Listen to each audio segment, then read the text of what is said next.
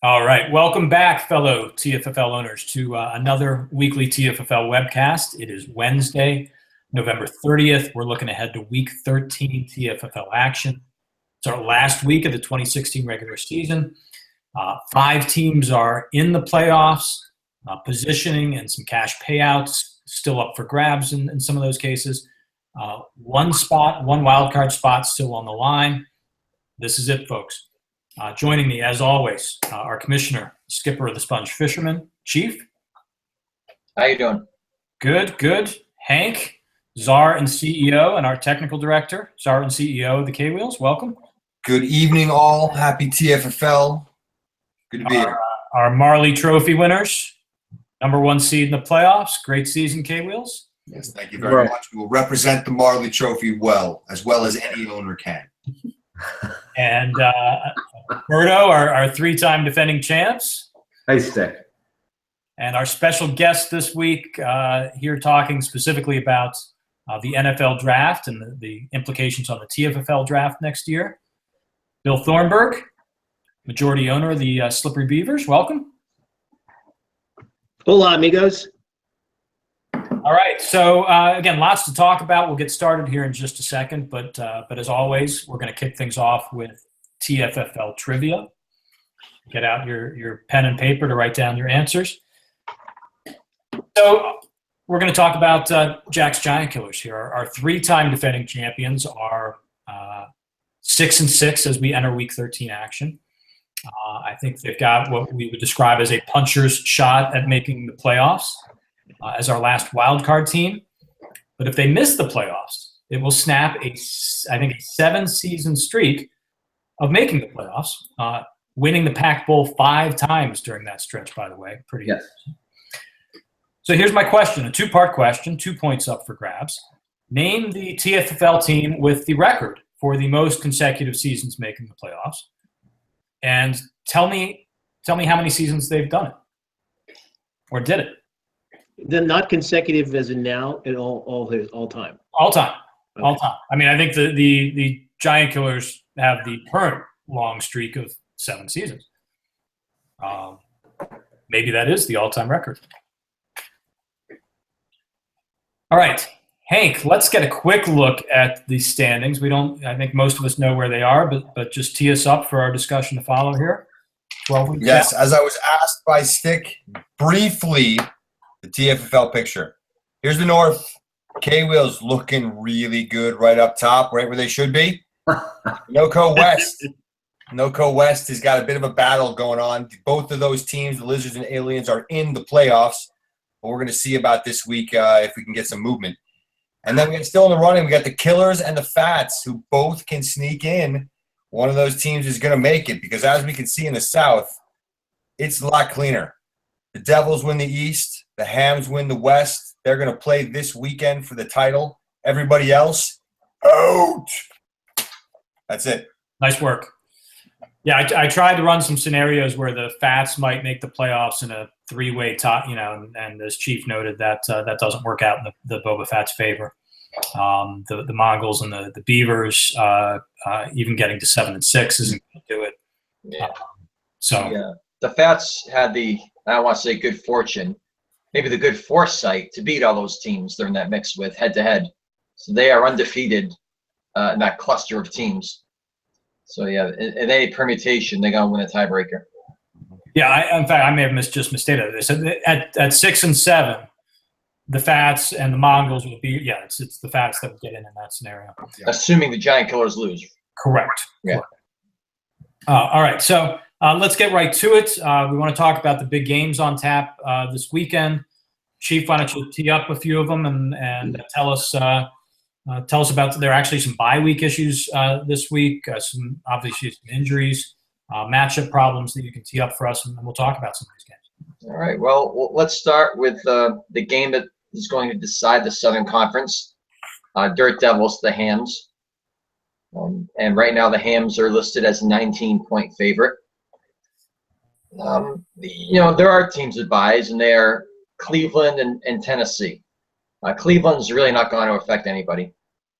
Nobody has a Cleveland player that is indispensable or anything greater really than I got nobody better to put in there. Let me throw him in there. Tennessee's got a few guys, and it starts with the Dirt Devils. It starts with Marcus Mariota and Rashard Matthews. I would have never thought ever that Mariota to Matthews was going to be a thing where they hook up for several touchdowns over the past month and a half, and so that's going to be missing for the Devils. I think Kirk Cousins is fine. Kirk Cousins is, I trust Kirk Cousins more than I would trust Marcus Mariota to begin with, even against Arizona, who has exactly one DB who can cover. And as Michael hinted in an email earlier, Rashard Matthews could be a significant loss. Right now, the Dirt Devils have Tyler Boyd playing in his place. Expect to get 2 points against Philadelphia. So as if the Hams needed any more help, they're getting it. So the Dirt Devils are going to be hard for us to win this. There's some cash at stake. There's a bye week at stake. But I think at the beginning of the season, if you asked, Nick if he'd be okay winning his conference and getting into the playoffs, he'd probably say, yeah, I'll take that. I heard a stat today about the Arizona defense has only allowed one quarterback over. Yeah. Did you hear this, Two Stick? Over 250 yards. I didn't look it up or verify it, but I was shocked by that. Yeah, me too. So that doesn't bode well for Cousins. And that game is away, right? The game is at Arizona, Sunday, 4:00. So Cousins definitely, I think excels at home, but struggles on the road. So that's another thing to watch. And then the other thing is he just dropped 450 yards and 3 touchdowns against Dallas on the road. Sure. At Dallas. Is Stephon Diggs healthy? Right. Yeah, who knows? He's expected to play. How healthy is he? Who knows?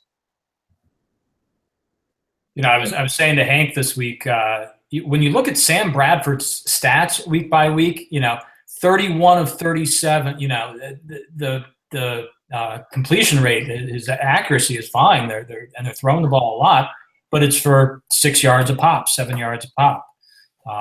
Diggs certainly would help that a little bit, but that offense, it's just really interesting to see them moving the ball. Costly turnovers here and there, but they're not going downfield at all. No, and that's Bradford since he's been in the league. And I think the hope was, especially when he moved from St. Louis to Philadelphia, that with better teammates, maybe he could open up a little more and attack downfield. And I think it's just who he is. He's a very risk-adverse, quarterback who doesn't take the big plays and, historically doesn't turn the ball over much, which is great for the NFL, not so much for TFFL. Quick backstory on Rashard Matthews. Prior to Ralph trading for Kobe Fleener from me this offseason, he and I were talking about his keeper list, and I was telling him I thought Rashard Matthews made a lot of sense as a solid keeper for him at receiver with all the crazy other receivers he had, Kevin White and Josh Gordon and so on. Jimmy Graham. And he kind of scoffed at that, and I think now, we talked about it earlier this season where the Impact didn't do as good a job as, say, the Giant Killers did in managing their receiving core. Rashard Matthews might have been a big help to him. All right. Let's move on then to the K-Wheels and some Giant Killers, which now. One quick comment on the last game. This is, sure, Beavers wanted to be in part of that so bad because we knew the Hams would be up, favored by 20. We just fell 4 points short, so it was a real crusher. Yeah, and I was really scared, Bill. I think if the Beavers had ended up winning in Week 12, you had a good chance, I think, of edging me out of a wild card spot potentially. Yeah. Well, we would have won the division because Nick probably I have to face Terry. And that too. Yeah. Well, then the only way the Aliens were missing it is if the Beavers made it as a wild card.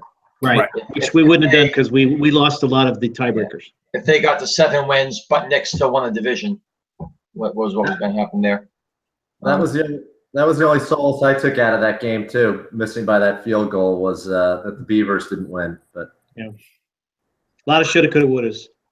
Yes. Every year, right? Every Every damn year. People don't have them. You see what the power rankings call me today? The unluckiest owner in the TFFL. I didn't see that. Well, there's at least two of us that feel that way then. And I won that whiskey thing last week. I'm waiting for my first one. This is the only whiskey I get this week. So moving to K-Wheels and Giant Killers. Right now this game is even at 54. And I gotta tell you, man, if I'm forced to choose right now, and I almost want Burr to cover his ears, I think Giant Killers gonna make the playoffs here. I think they're well. Let's go through the lineup here. You know, obviously, the Tennessee Titans, you know, being on their bye. You know, Hank is the other team this affects. I mean, there goes his two running backs. You know, so you know, Doug Martin came back. That's fine. Devontae Booker looks good. The thrust Wendell Smallwood in the starting lineup, although they have him.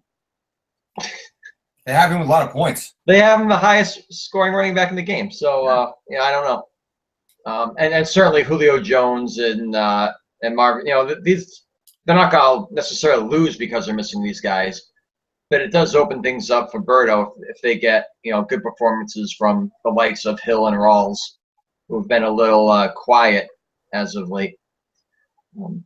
So I think this game's breaking nicely for the Giant Killers.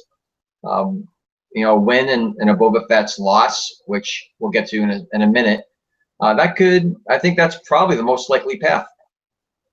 I love the fact that this comes down to Phil beating the Giant Killers after he calls everybody out all season long, including the first game of the year and before when I traded with him, he called me out. So I did, and I want to own it. I have been on Birdo's ass all year. I have, and I still am.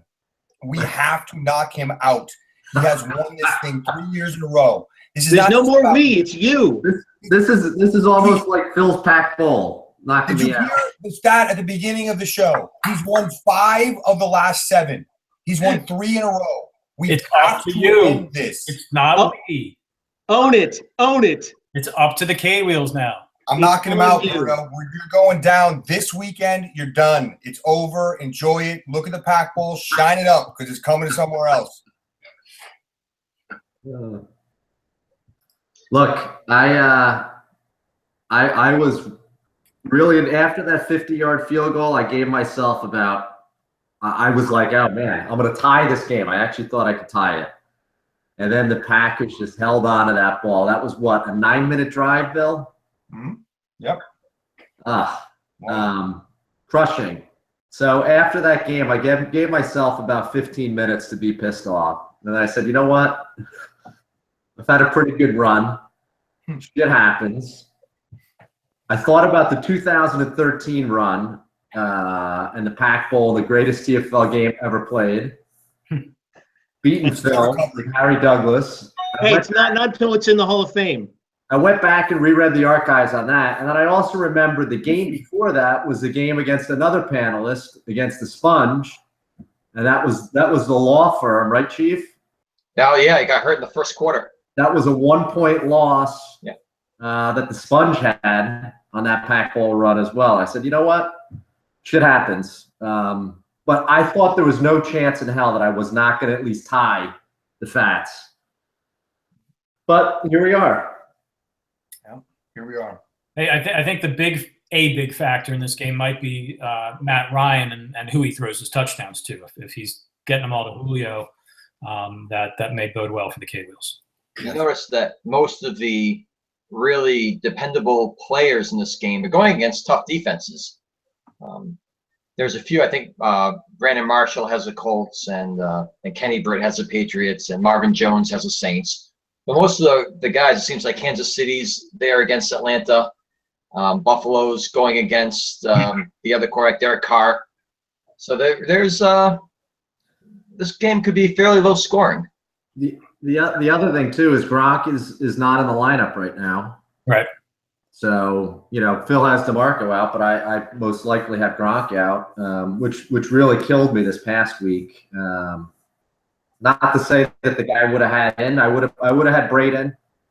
and I would have lost by 1 point this past week. That was the guy I had in until I made the switch when they said Gronk was playing.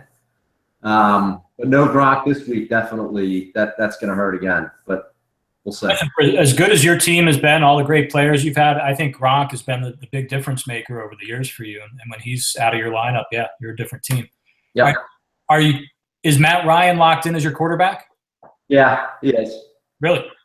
Yeah. Dallas against Minnesota on Thursday night. I don't like that.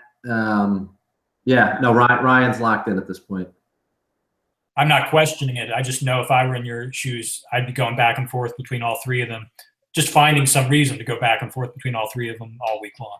No, and even last week, the one good thing, at least, again, it did come back to haunt me, but I had Dak in there, and I thought about Ryan. I was going back and forth between Dak and Ryan, but I really was not considering Eli. And Eli was the one that outscored the two of them. But again, he was the third option. So, well, if we're done with this game, the third one that has some weight to it this week, we have the Aliens and the Boba Fett's. This game is also tied right now, 56-all. I think we talked about this game a little bit with Rob last week, just looking ahead a little bit at the potential of this game to be one of the ones that would decide, the fate of the Boba Fett's. Stafford's been bad. The last several weeks, he's been very poor, but he gets New Orleans this week. Yeah. That usually cures these kinds of things, whereas Roethlisberger gets the Giants. Ben's the kind of guy who's going to excel against, you don't take him out against a good defense anyway. And I think the Giants are probably a little bit overrated defensively. LeGarrette Blount, I think, is going to be huge this week. Patriots, today they didn't have Bennett, Gronkowski, or Julian Edelman practicing.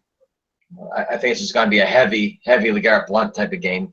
Good. But then again, you look at it and you say, well, what's the strength of the Rams' defense? Is their defensive line? So, maybe, I don't know, maybe it's kind of a big game in Dola Hogan kind of game. Don't know. This game is, you look at the lineups and they're relatively even.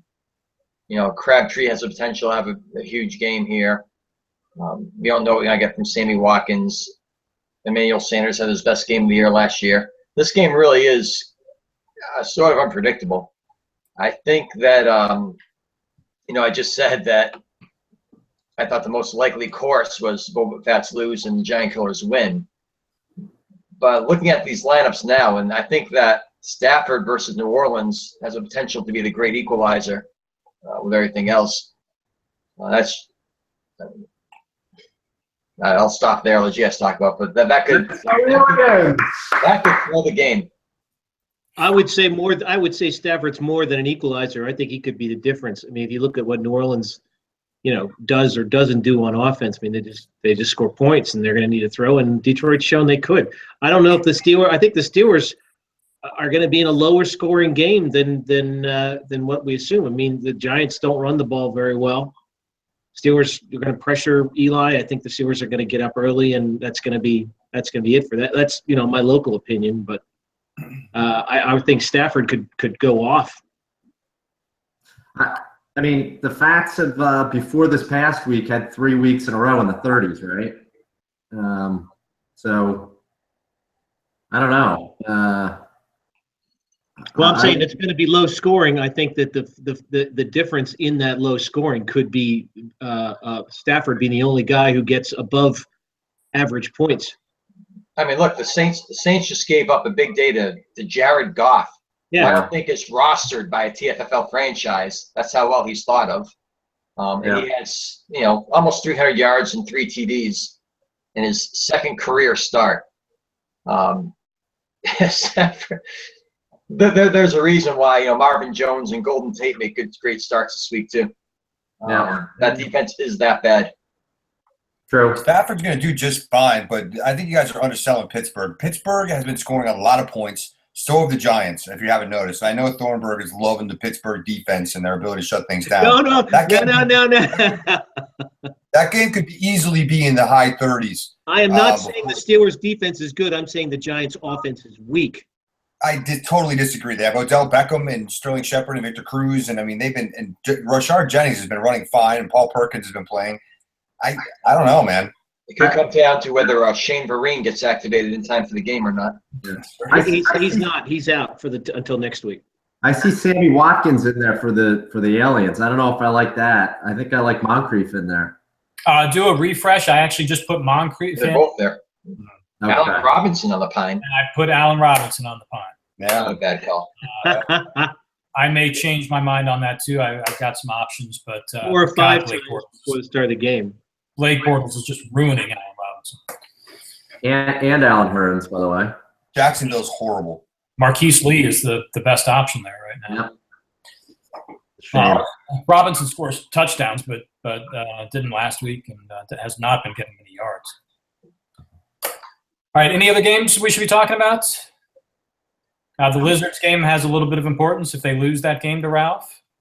Yeah, I mean, you really want to spend a lot of time talking about it. No, I would just point out that Ralph is doing a great. He's won 3 of his last 4 games with some big scores. You talk about teams you don't want to meet in the playoffs right now, and oddly enough, the AMPAC might be at the top of that list. That won't be a problem, obviously. Yeah, but we'll see if Wilson and Newton. Last week Wilson was terrible, Newton was great, and the 3 weeks previous it was the other way around. I think the Lizards should win this. They're only favored by 2 on the site right now. I mean, Jordan Howard, should have a good game. Odell Beckham should have a good game. Mike Evans is pretty much unstoppable right now. He is unstoppable. If we get a Greg Olsen, touchdown pass or 2 from Cam Newton, that should probably do the game. I like the impact there. You got a nice, young, exciting team. Elliott's no joke. Guys like Terrell Williams and Fryer are playing well. Yep. But I just don't see the horses here to keep up with the Lizards. Okay, Beavers next. and Mongols fighting it out for 5th or 6th spot in the draft. That's exciting. It is. And I think the Mongols have been there for years. I think the Beavers have for the last 2. Okay, so our next topic, we're going to turn this over to Bill, and let me just introduce you real quick, Bill. This is going to be the 3rd year I think you've done this for us, our sort of NFL/TFFL draft preview. I remember, I think the first year you did it for us, there were a couple names you brought up that were kind of off the radar at the time. Jay Ajayi, one of them. At running back, you brought up Dorial Green Beckham. I don't think I had heard of him up until that point. He hasn't exactly done quite so much, but so what I've asked you to do this year is, first off, give us a volume outlook. How many first-round worthy running backs and receivers are there for those owners who might be about to, in the offseason, think about trading first-round picks or trading up in the first round? How deep is that first round going to go? And then give us a few specific. Yeah, well, obviously there's the what players are left off, but I literally see as many as 7, if not 8, players, rookie players coming out who could be first-round picks or borderline first rounds in that area. It's just a really strong class. You've got running backs, receivers throughout there. It's a low quarterback draft, but there's enough developmental guys right now. If somebody wants to get a Wentz or somebody else. Prescott, I don't know if he's going to be available, but from quarterback standpoint, it's nobody. But running backs, you've got Dalvin Cook, who originally was thought to be a little too small. He's actually bulked up now to about 215.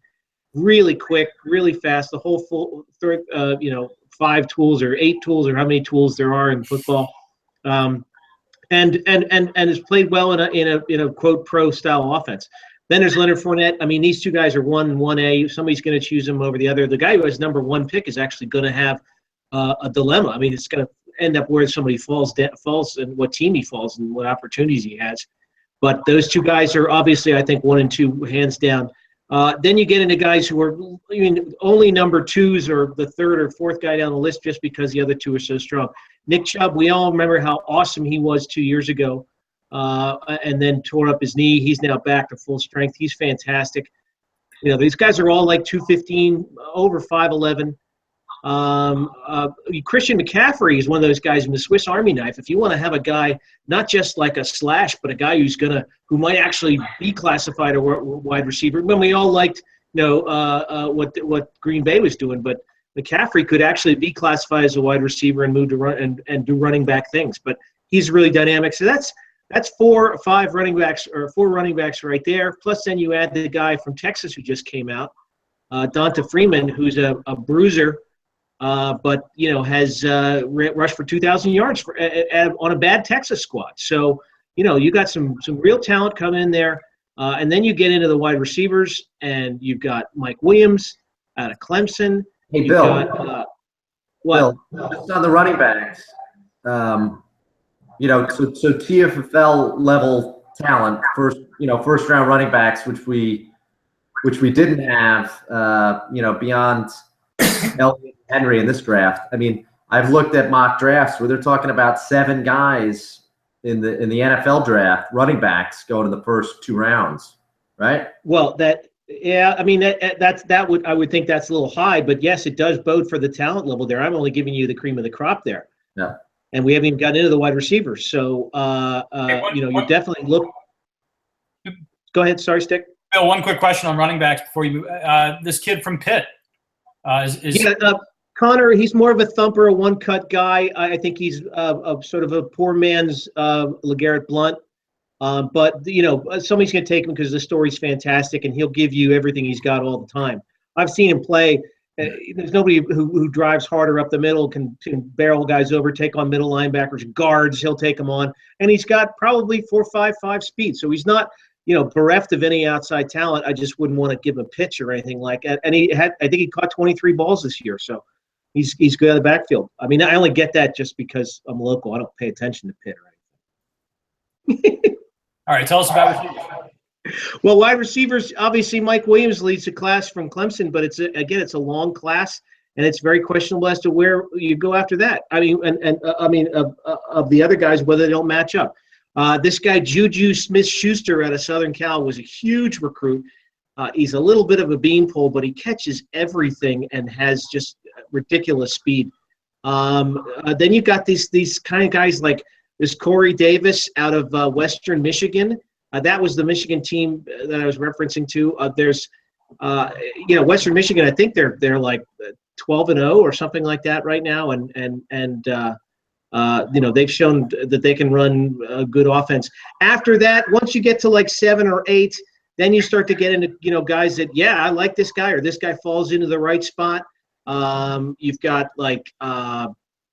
The list is just really it's just a long list of guys that are potentials. I would say that starting to predict beyond 8 would be questionable, but there are definitely 8 rookies that could go, I would say, within the first 14 picks of the draft. Bill, let me throw 2 names at you. Cortland Sutton, 6'3", 200 pounds, 4.4. They're projecting him first or second round. Yeah. It's at Southern Methodist, right? I think. Let me check. Yeah. Right. Okay, he is. Yeah. If you look at all the guys that are projected that are tall, they're all. We don't have any 5'11". You got maybe 1 or 2, short guys. But all these guys are 6'3", 6'2".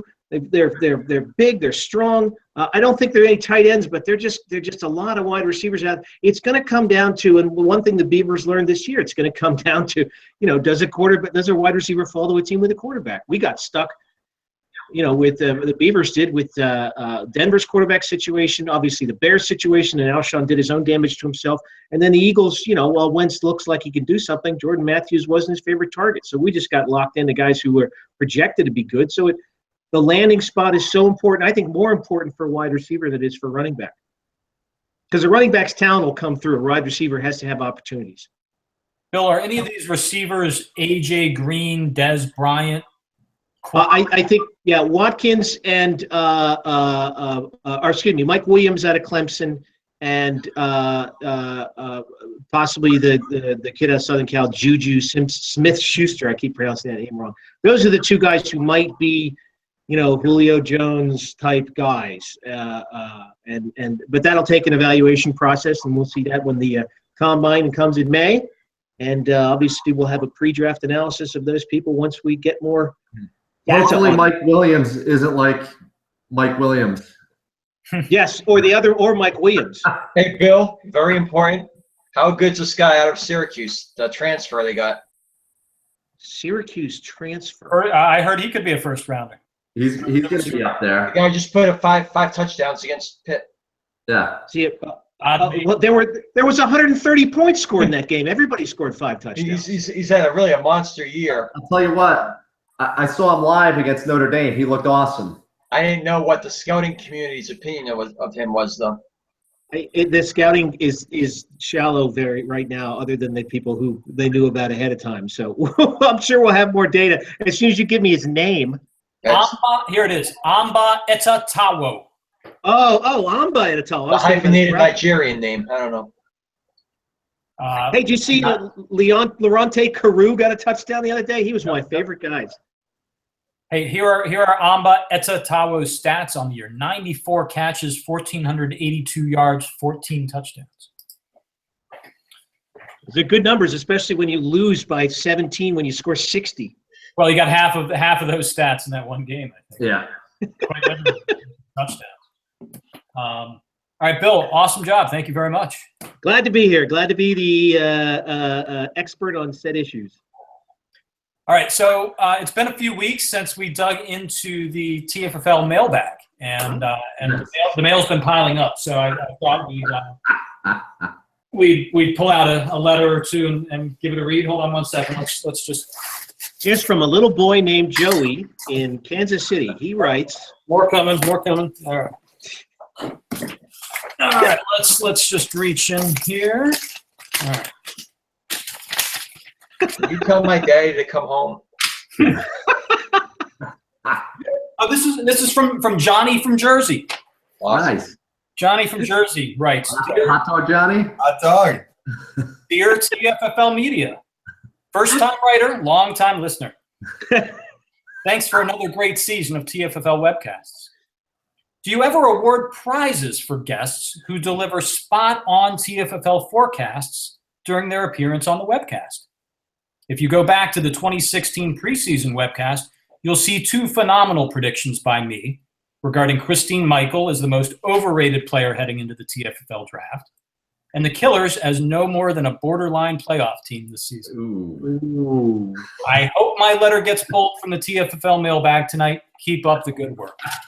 That is a great letter. Wow. Nice work, Johnny from Jersey. Thanks. we need to start a scholarship for kids like that. Nice work, Johnny. Thanks for watching, Johnny. Thanks for writing in. In answer to your question, no, we don't give out prizes for spot-on forecasts, or we'd be just giving ourselves prizes all year long. But we do give out prizes for getting your letter pulled out of the TFFL mailbag. So let me get the TFFL treasure chest. It looks a lot like the TFFL mailbag. And let's see what we've got for the Senators this week. All right. Can you see that? Nice. Hey.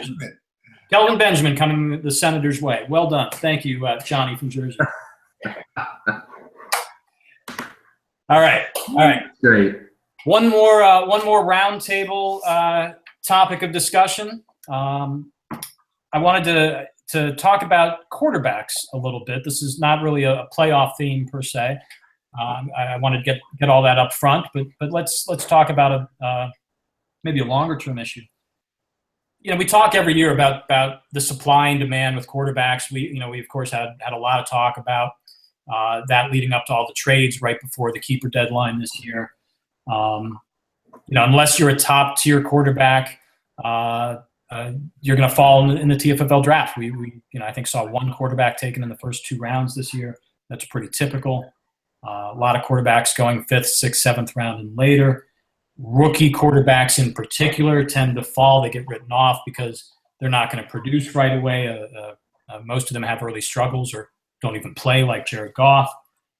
So here's my big question. Are TFFL owners not investing enough in, and in particular in high upside quarterbacks, guys who can really turn your franchise around if you make the right call on them? And let me just rattle off a few quick examples, and then I'll let you answer here. You know, I took Cam Newton as a rookie, 6th round, right away, fantasy impact player. You could argue I made a mistake in letting him go a couple years ago, and the Lizards picked him up 4th, 5th round or so and turned their franchise around. This year we've got, and real quick on the Lizards, not only do they get Cam Newton, they then get this big upside of being able to trade away Andrew Luck for a package. This year, Berto rolls the dice on Dak Prescott. And I'll confess, I didn't even have him on my draft board. I suspect a lot of owners didn't. I don't know if he's going to be a keeper for you or not, but that's starting to pay off pretty big.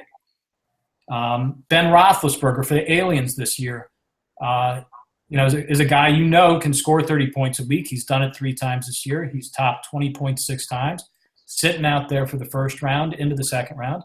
And I knew he would last to me, but maybe he shouldn't have, especially not to pick on you, Berto, but you were a team that needed a quarterback. You did get Dak Prescott.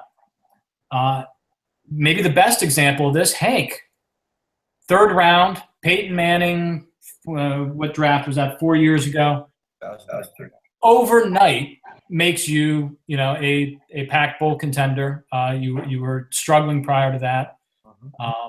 Anybody could have had Peyton Manning, 2 or 3 picks before you took him in that draft.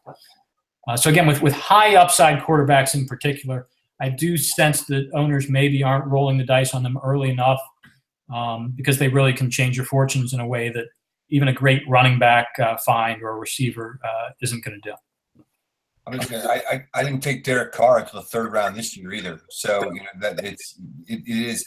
We all value running backs, and there's so many. You have 3 slots in your lineup every week that you got to put a running back into. And when you get Ezekiel Elliott at the top of the draft, or even somebody who's coming out, I don't know where David Johnson went. He was the top 5 pick, I think, and the other guys who were starting to dominate the league. 11. 12 actually. 12. Great. Okay. 12 to them. So you got. When you have a high pick, you want to try and pull one of those running backs. Quarterbacks are such a crapshoot, and it's like once you get one, you sit on it. Almost it becomes how long the Beavers had Rodgers, the Lizards had Luck, and that Newton thing made it interesting. But I don't know that you can fault owners or the league of letting quarterbacks slip. It's just kind of the nature of how the lineups work. Yeah, I would say the answer overall to your question, Stick, is no, because Chief was able to get, arguably one of the, brightest young talents in the league in Andrew Luck, although he doesn't have the offensive line, for a 1st-round pick. And to get a guy like, a really stud running back, a top 3 or 4 running back, let's say, you'd have to give more than that. Also, you were able to get Ben Roethlisberger in the draft. Phil was able to get Derek Carr. I was able to get Prescott late. So, no, I think what we've gotten smarter. So the evolution is you do take some risks and you do try and pick a guy like, the Fats picking Wentz or me picking Prescott or Phil pick Carr. Traded for Palmer, by the way, which looked like a good move at the time too, and he was able to make that trade, right? Yeah. So you're able to make those types of deals with quarterbacks. So why overvalue it when you can go out and make the deals, or you can get the guys in the draft later? But I do agree with Phil. Once you do have the guy, then you do sit on him, and then you have that locked in, which is nice. And you can have a starting quarterback for 5, 6, 7 years, a guy who produces when he's in his prime, whereas a running back, again, it's like the binary situation. If you have the guy, you're going to have him for as long as you want him, as long as he's still good. Quarterbacks don't fade after 28. If they're that good, they stay at that level for 5, 6, 7 more years. A running back, the minute he turns 29, 30, there's no way. I mean, we've seen what happened to Arian Foster in the blink of an eye. So, well, like anything else, you have your tiers. Okay, we had a conversation, I think 2 years ago. Who would be the first player taken in a all-player eligible TFFL draft? And I think 3 of the 4 of us said either Andrew Luck or Aaron Rodgers. And I think Berto said LaShawn McCoy coming off that big year. So I think that much like in the running backs, you have your elite, and you have guys that all kind of start to resemble one another. I don't regret the Andrew Luck trade. I think we can all agree that he's the best quarterback prospect to come out since Peyton Manning. He's had huge years before. Well, listen, he's number 9 in quarterback scoring right now. He is well behind the likes of Marcus Mariota. I mean, fantasy football is a different animal. There's not one NFL GM who would trade Marcus Mariota for Andrew Luck. Yet in a seasonal league, the guy who has Mariota is kicking the guy who has Luck's ass. Yeah. So, I mean, Luck should be able to perform at a very high level for the next 15 years. But, you got to have peaks and valleys like anything else. And a guy, Matt Ryan, who was traded midseason, a guy like Kirk Cousins, who was a last-minute keeper, are all outscoring these guys. But going on, just looking back at what Hank and I think you yourself, Stick, said, how long did the Dirt Devils have Drew Brees for? Probably a solid decade. I had Brady for 9 years. Hams had Peyton for probably about the same amount of time until the injuries started getting hurt. I mean, you're right. You get a guy like that, you don't let him go. And you're right. We're talking about a keeper for 10 years as opposed to a maybe 6-year, running back. At best. But, and I guess part of this conversation it gets back to the debate we have often in different forums, is which position is most valuable. And as Hank pointed out, we need 3 running backs. That makes running back a position you have to focus on. I think I've always kind of maintained that I want that Kurt Warner, Brett Favre, Aaron Rodgers at the top of my lineup if I can. I think having that stud quarterback is the first big piece. And you get the bonus of they may last for 10 or 15 years. I think all I'm advocating here is if you've got a great quarterback already, I still think those teams should be willing to invest a 2nd or 3rd round pick in a David Carr. The Hams actually did it, I think, this year in the 2nd or 3rd round with Jameis Winston. And actually with Bradford. I'm gonna have to disagree with you on that. If you have a guy that you like and he's your man, and you don't go out and get a young guy, if he has 3 or 4 more years, you go out and get another veteran, a guy you can come in and win the 2 games or the 3 games if your guy's out. If you have there's no use going and getting a rookie. Why do you want a developmental guy? I mean, let's see, you can trade him in the offseason. No, you need somebody who can play 2 games, 3 games when your ancient decrepit guy has a hamstring soreness. I'm not saying a rookie necessarily, although Dak Prescott disputes that notion. No, I just think, again, Richie probably is a great example. He had Andrew Luck. He invested, again, I don't know exactly what draft pick it was in Cam Newton, but that the payoff there was great, even if Cam Newton or Andrew Luck never started a game for the quarterbacks. But it's not a seasonal payoff. It's never a seasonal payoff getting a rookie quarterback. It just never is. Hang on. I think I'm just advocating the great value quarterbacks, the long-term value you can get out of them. And so many of them seem to sit out in the draft while people are taking 4th, 5th, 6th running backs.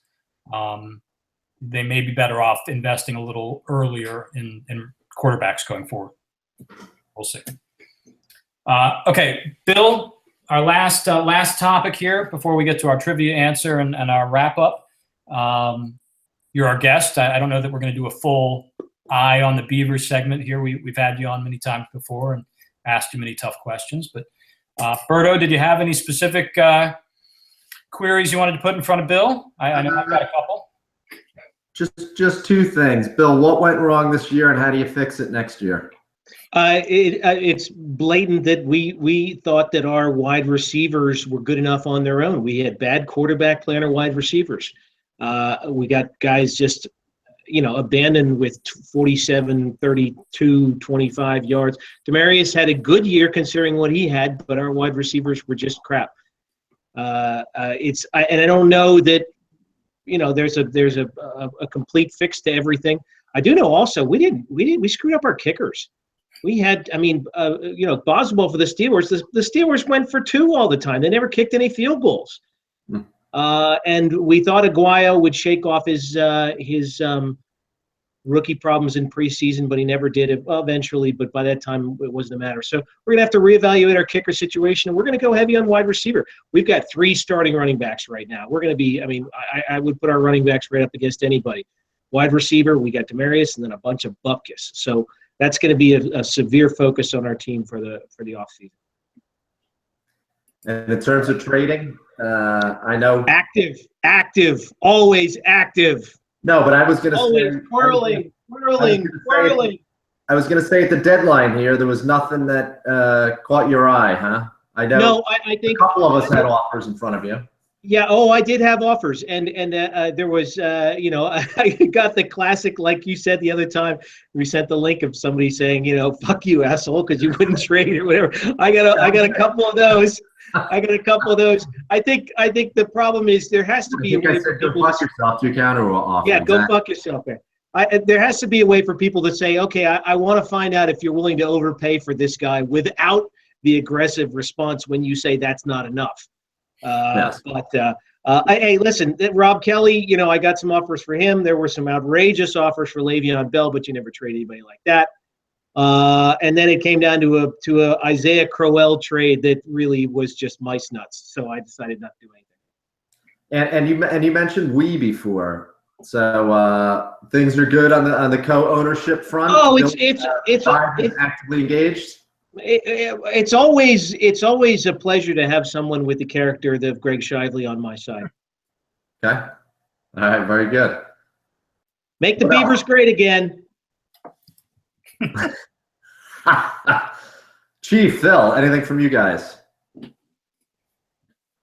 No. Enough said. All right, Bill, let me ask you one. So you were on the webcast late last season, and I think you tried to drop a bombshell on us all by saying that Aaron Rodgers was going to be available in the offseason. Two-part question. Did you really actively try to trade him? Did you get any big offers? And obviously you didn't make a trade. Do you look back now and have any regrets that you didn't push that harder, get a big package, keep Derek Carr?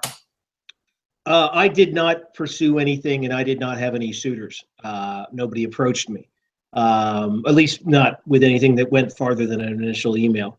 And in retrospect, I think those guys are going to be, in the top 5 for the next couple of years, 2, 3, 4 years. So, if you look at it and say, gosh, would I like to have a guy who's 26 or 25 instead of a guy who's 32? Yeah, maybe, and maybe I would have gotten some value back, but I don't know that the amount of value I would have gotten back, considering our conversations, is going to be that much. I mean, again, we were looking at David Carr as a developmental. He was going to have a good year because we thought he was going to have a good year. Aaron Rodgers has good years every year, and it's just to get rid of that, you'd have somebody to have to overpay. I want a quick answer here. Your 2015 draft, which you've been on this web. I'm not going to beat you up about it. We beat you up about it enough already. But you've been on this webcast when we first started doing it 3 years ago. You were leading up to that draft. That was like a 2-year strategy leading up to that draft to acquire all these first-round picks in a strong NFL rookie pool. Again, we know what you did with those picks. So here's my quick question: How many years or how much did the failure of those picks set back the Beavers? Oh, I don't. Setback would be the wrong word. I think that we had a multifaceted approach. It wasn't the only part of our developing approach towards excellence as we have above the door and you enter the practice facility. Yes, it was disappointing that Joique Bell never saw the field, and that Devontae Parker was not protected and is now on the Aliens, and that Matt Jones has been supplanted by undrafted free agent who we picked up in the 7th round. Yes, those things are difficult to accept. But however, there's we have to understand that it's part of the bigger scope of things. And we're moving forward, and Nancy Pelosi is going to help.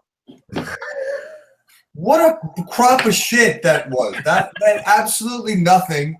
That was the worst spin than your man Drumpf. So, bah. Yeah, that was whatever. I think we did enough rehashing of that trade though in multiple webcasts. That's why I wasn't going to ask anything about it. All right, we're talking about a team who missed the playoffs. Yes, the answer to my question will come. We'll see when the Beavers next make the playoffs. Next year. If this turns into a multi-year playoff drought, Pack bowl or bust. All right, let me give you a trivia answer, guys. We'll Chief, did you have something there? No, I'll swallow it. Okay, so got a 2-part question, 2 points on the line here. We'll have Hank give us a scoring update after we're done here. Bill, you're representing the guests.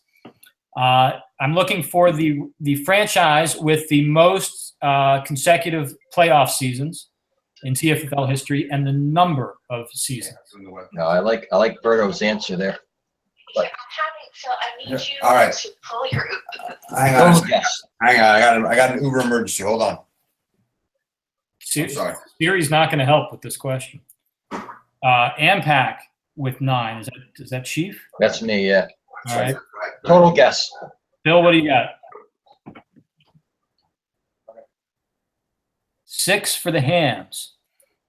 All right, we'll wait for Hank to come back from his Uber emergency. But I'll tell you guys the answer now. It is the Aliens, and it is 9. So Berto gets 2 points. Chief gets 1. We'll see what Hank has. Berto's been studying. Well, I think that was my response back to Crayham's. I had to look things up in the archives. Berto's probably aware that his 7-season streak is on the line. Yes, eight winning seasons in a row, but 7 playoff appearances. All right, we'll see. So we'll hopefully Hank will rejoin us soon. Commissioner, any rants? Final reminders heading into the free agency. Use up all your free agency picks. That's it. This is the last week for FA picks. Unless you like your current lineup better than what's out in the free agent pool, may as well turn the picks over. You never know what's going to happen in the offseason. By the way, Berto, good pickup of Alex Collins. I love that. I loved him coming into the draft last year. I didn't have a luxury of putting him on my teams. I always needed someone to cover for an injury or something who's going to get touches. But yeah, I'm that plus the Seahawks don't like him as much as I apparently did. Yeah. But yeah. Although he didn't really play the last game. The other guy, Farmer, played behind the wall. So like I said, I like him a lot more than Pete Carroll does, unfortunately. Who knows? For him. We have Cowboys Vikings tomorrow night. Get him in. Good luck to everybody whose season hangs in the balance. Good luck to those who don't too, I suppose. And let's rewind to the trivia answer. Hank, is everything okay? Awesome.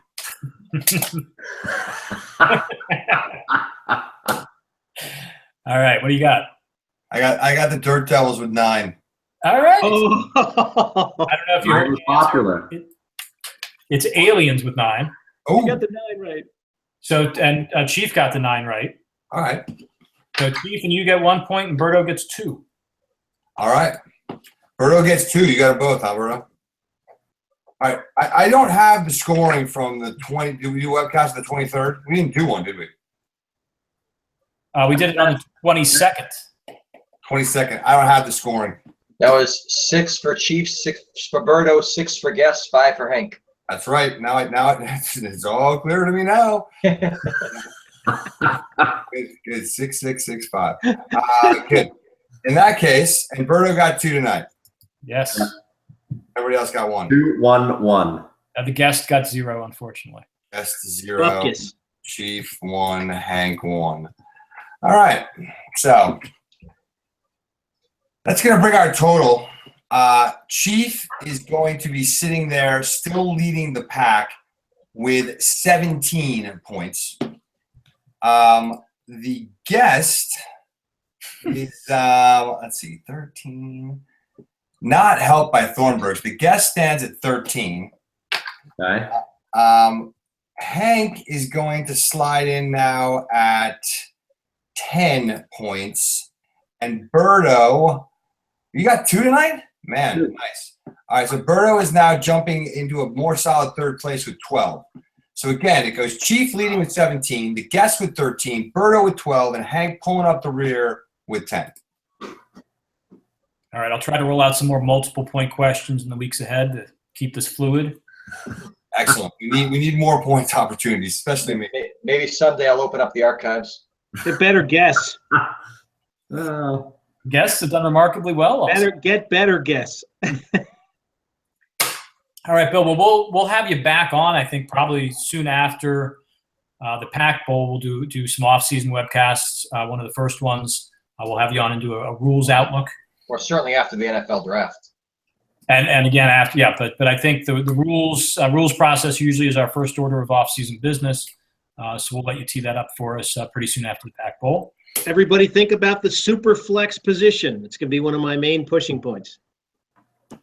Is that like super predators? That means the third and fourth spot can be a tight end, wide receiver, running back, anything.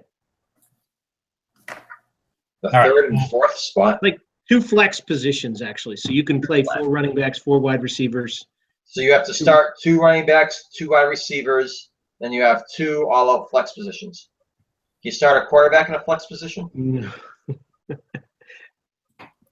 All right, that's interesting. All right, we'll talk more about rules in a few weeks. But first, we have our final week of the regular season. We have to set our playoff seedings. We got that coming up this weekend. Good luck to everybody. Good luck to those of you even competing for draft order. We'll be back here a week from now talking about the first round of the TFFL playoffs. Maybe talking a little bit about the Cash Bowl, but a couple big playoff games to talk about next week. So good luck to everybody in the meantime, and take care. We'll see you soon. Go Aliens. Go K-Wheels. Let's go. Knock out the killers. Done. End of It's reign. on you. It's on you. I bring it. I will own it. Let's go. I'm taking it down, Berto. No.